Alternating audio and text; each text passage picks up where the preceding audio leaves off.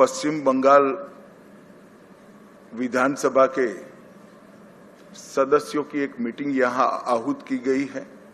उस मीटिंग में भाजपा के राष्ट्रीय अध्यक्ष जी ने मुझे और श्री मोहन चरण मांझी जी को केंद्र की ओर से पर्यवेक्षक के रूप में यहां भेजा था।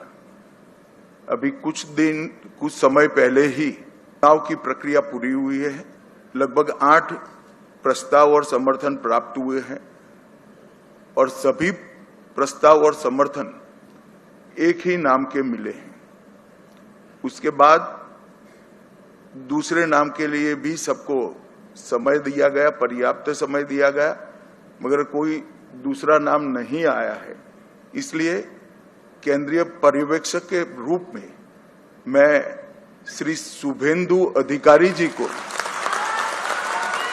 पश्चिम बंगाल विधानमंडल दल के नेता के रूप में निर्वाचित घोषित करता हूं।